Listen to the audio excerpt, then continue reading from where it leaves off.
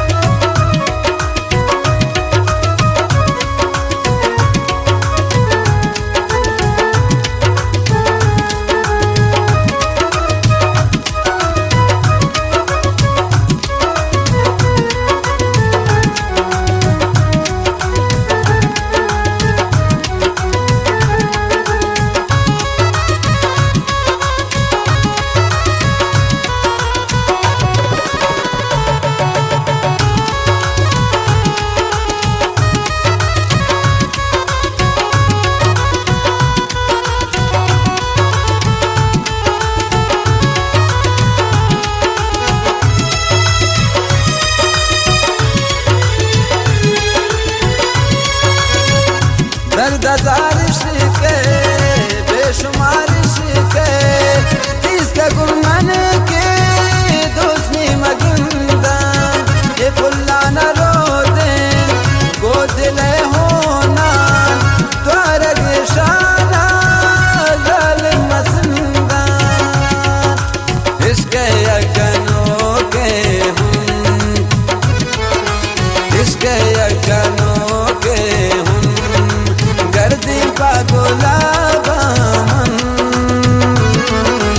रोजो शब सोचानुन दोस्त रोजो शब सोचानुन दोस्त रोजो शब सोचानुन दोस्त इश्क ते हज़ार बामन इश्क यकनों के हम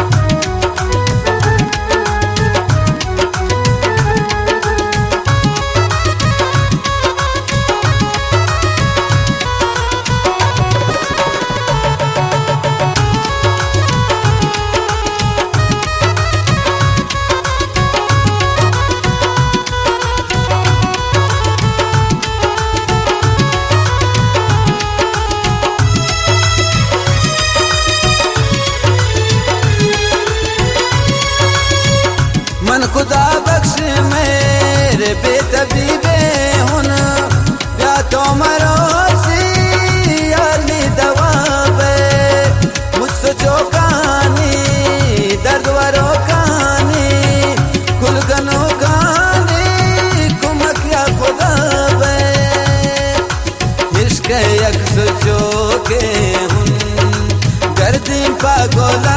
बामन रोजू शब्दो जानून दोस्त रोजू शब्दो जानून दोस्त रोजू शब्दो जानून दोस्त इश्क ते हजार बामन इश्क यकनों के